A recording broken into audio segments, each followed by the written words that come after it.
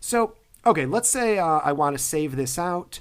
I'll save it out. I hand it to the client. I'm not going to show you saving quite yet. And he says, this is good, almost perfect, but I want the left side of the business card sand dunes to be flipped in the other direction.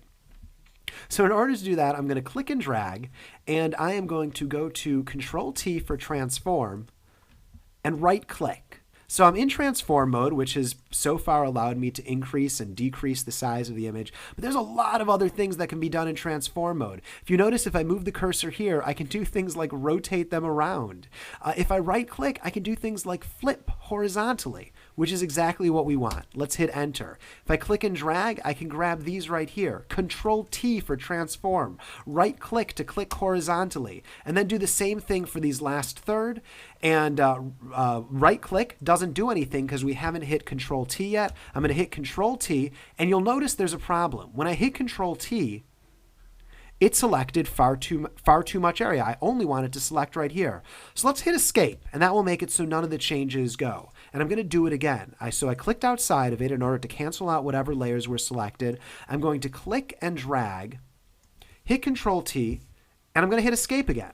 So what's happening? Let's click and drag.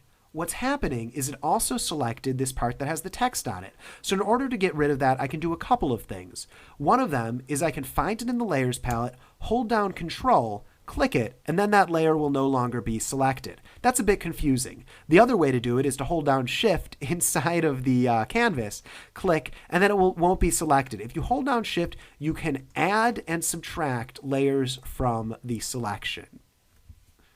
I think that made sense. I'm going to hit Control T right here, go to flip horizontal. There we go. These are flipped horizontally, and now we can mess them up. Wonderful. And let's actually select all of these and use the arrow keys to nudge them down. It didn't work, so I'm going to hit Control Z and try selecting them again. So hit this, hold down Shift, click, and now use the arrow keys to nudge these down ever so slightly. And I'm going to actually select all of these on the bottom as well, because it looks like they're not lined up. And I'm going to move these down. So you'll notice I'm using the arrow keys just to nudge them down so everything kind of aligns how I want. Great.